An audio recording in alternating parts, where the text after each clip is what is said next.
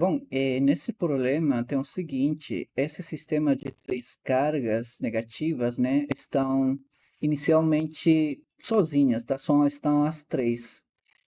O problema está pedindo o seguinte, qual que deve ser a carga que são aqui, né, no centro, para que essas três estejam em equilíbrio? O que que significa? Que se a gente não tiver essa equação aqui, evidentemente essas cargas que estão nas vértices, né, eles se afastariam porque tem a mesma sinal. Então a gente tem que achar essa equação para que essas cargas aqui, as negativas, fiquem fixas nesse ponto.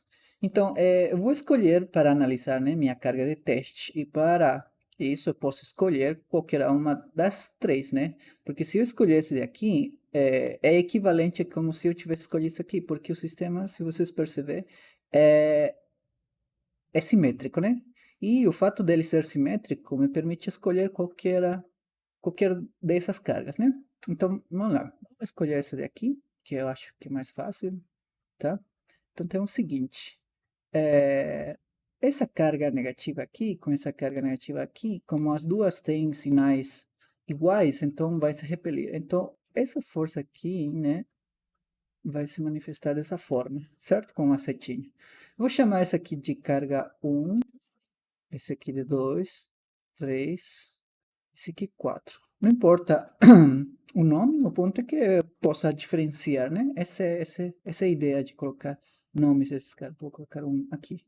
Tá, então eu vou colocar aqui a carga que é a força F2 devido à carga Q2, tá?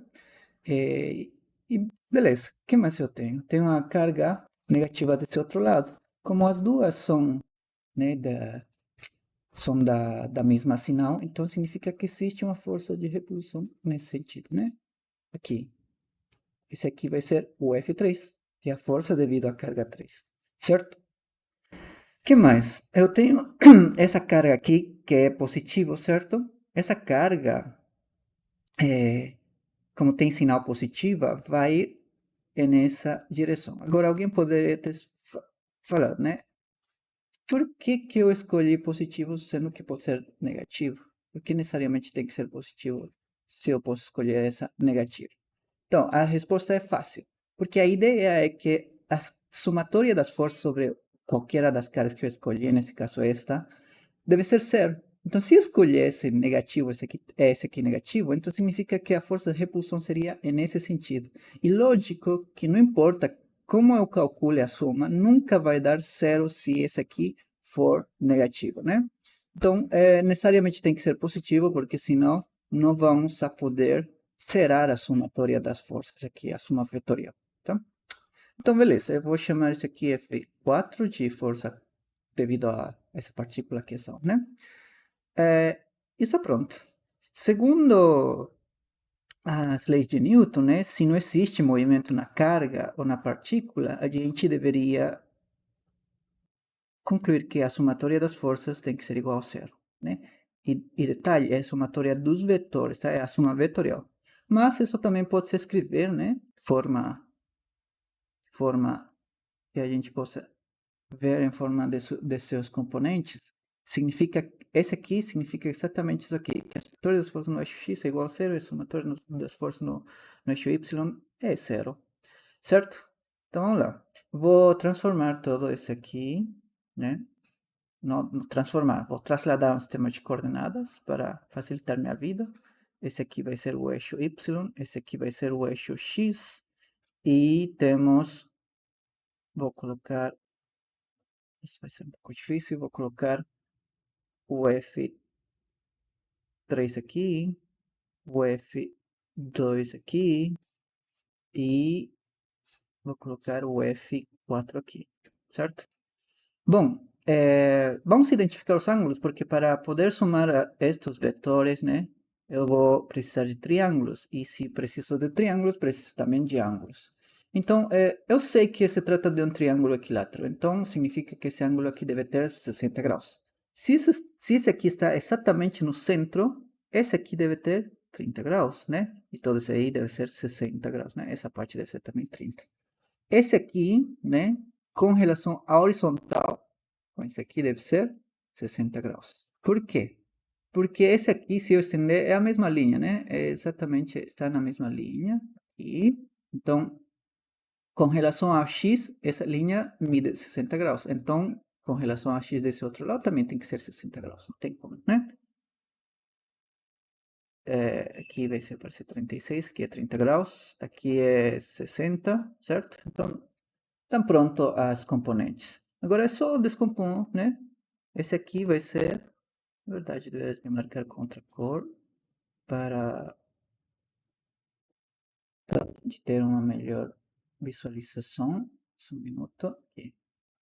Então, esse aqui deveria de ser o F4, né? Como é a componente vertical, né, desse vetor, deve ser, como o ângulo está aqui, deve ser o seno de 30. E a componente no eixo x para esse vetor deve ser F4 cosseno de 30, certo? Esse aqui deve ser F2, como o ângulo está aqui, deve ser seno de 60. E esse aqui deve ser a componente de F2 vezes cosseno de 60, certo? Beleza. Então, eu tenho esses vetores já nos eixos, né? Já descompostos. Bom, eu vou agora fazer a somatória, né? Para x. Para x, vamos lá. O que a gente tem? Temos quantos vetores? Tem uma, duas, o verde aqui, e essa três que já está no eixo x, né? Então, vamos lá com os positivos. Os positivos. Temos F2 cosseno de 60, certo?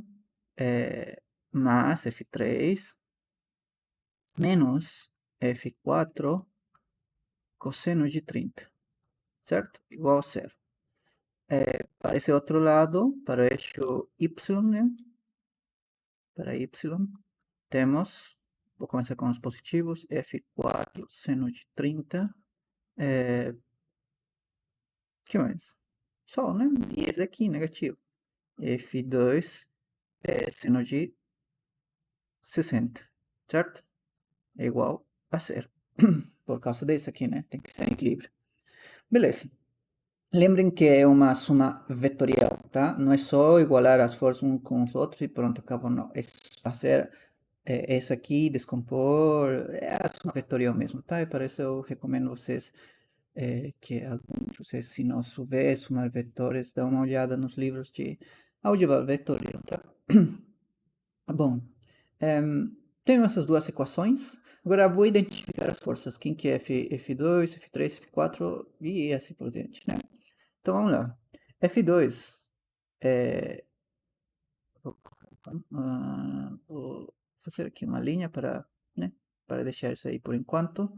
Vamos lá pelo F2. F2 é a interação entre a partícula 2 e a partícula que estou analisando, né? Que seria o então, temos uma distância de separação de L. Então, entre essas duas, pela lei de Coulomb, né, deve ser 1 dividido entre 4y, 4πy0, né? Mas a gente chama isso de K0, beleza? Vezes quem? Q vezes Q. A multiplicação das cargas, né? Esse aqui tem negativo, esse aqui também tem negativo. Só que aqui eu estou ignorando o sinal porque, como a gente falou durante as aulas, a gente escreve a lei de Coulomb por enquanto em forma de módulo. A gente poderia escrever em forma de vetor, mas é um pouco complicado se a gente mexer com vetores, porque eu deveria definir um sistema de coordenadas aqui, x e y, identificar a posição de S dessa partícula, definir um R para L, o vetor R unitário, o versor, né, que a gente chama.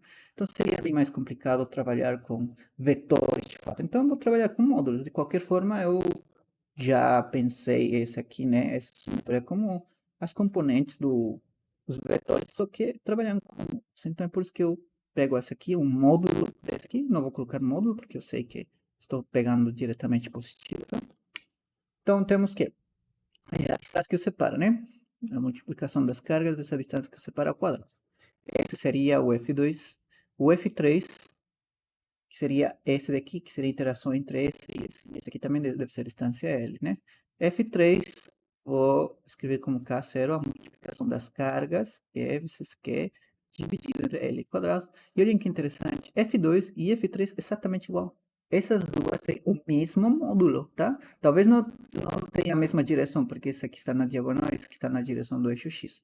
Mas em módulos iguais. Então, isso vai facilitar a vida. Temos F4, né? F4 é devido a essa carga, que são aqui.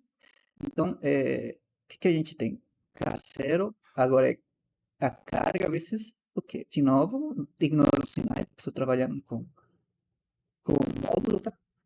E a gente viu também durante a aula que a sinal, para esses casos, né, só me ajuda a identificar a direção da setinha aqui, a direção desse seta, tá? Se tivesse sido negativo isso aqui, lógico que a seta tivesse mudado de sentido. Então, ah, os negativos das cargas, neste contexto, me ajudam a identificar isso, tá? Beleza, então a distância não é mais L agora, aparece aqui, porque essa distância aqui é outra, né? E vou chamar essa distância de R, tá? R, e esse R vai ser R quadrado. Então, olhem que F2 e F3 são iguais. Então, posso concluir que aqui embaixo, que F2 é igual a F3. E eu tenho duas equações, que seriam estas duas, tá? F2, cosseno de 60, mais F3, menos F4, cosseno de 30, igual a zero. F4, seno de 30, menos F2, seno de 60, certo? Tenho essas duas equações. Estou procurando o que são, né? Porque essa é a pergunta qual que deve ser a forma, né? A expressão para que são para que o sistema fique em equilíbrio eletrostático. Então, você poderia usar essa primeira equação ou essa segunda equação, dependendo do que eu estiver procurando, né? Sei que essa de aqui em cima é um extensa aí, vai me dar trabalho, eu vou escolher a parte de baixo. E esperando, né, que não tenha muitas incógnitas para que eu não precise desse daqui. Como eu sei a resolver esse problema? Eu sei que não vou precisar desse aqui. Se tiver mais incógnito, se eu estivesse procurando alguma outra coisa, eu teria que usar esse aqui, mas vocês vão ver que com essa equação de aqui embaixo é suficiente para encontrar a nossa solução. Tá? Independentemente se eu escolher uma da outra, a solução deveria ser a mesma, tá? Vou escolher a equação essa aqui. Então, o F4 a gente tinha escrito como isso aqui. K0, módulo, né? K0 vezes Qzinho quadrado, certo? Vezes seno de 30. F2, né? F2 temos quantos? Isso aqui é K0, que é quadrado, né? Que é verdade, quadrado, L quadrado, seno de 60 igual a zero, certo? Então temos aqui um Q aqui quadrado, pode cortar, os K0s cortam. Eu não tenho R, então depois eu penso nele. Esse aqui eu tenho tirado, então vou deixar aí. Então vamos escrever como que ficou. Temos que seno de 30 dividido entre R quadrado menos que sino K0 foi, né? Seno de 60 L quadrado igual a zero. Beleza? Aqui é só isolar o que são, só que tem um problema, eu não tenho um Rzinho. Então aí que eu vou ter que pensar como vou calcular esse Rzinho. Por enquanto vou isolar, tá? Vou reorganizar isso aqui, que vou levar ao outro lado com sinal positivo, certo? Como estou falando que são, vou fazer esse aqui, seno de 60 fica aqui, esse que está aqui, vou levar esse lado quadrado, então fica um L quadrado, seno de 30, certo? Então, seno de 60 é dado, porque né, a gente sabe, seno de 30 também, o problema é esse aqui. Não precisa aqui, eu vou encontrar esse R, tá? Se vocês perceberem aqui, eu tenho um triângulo. Tem um triângulo, certo? Retângulo. Vou colocar aqui, se querer, certo? Vamos colocar o ângulo. Eu tenho um triângulo, basicamente assim. Esse aqui é a distância, não sei a altura, né? Mas eu sei que esse aqui é Rzinho. Esse aqui, como está a metade do triângulo, deve ser L menos.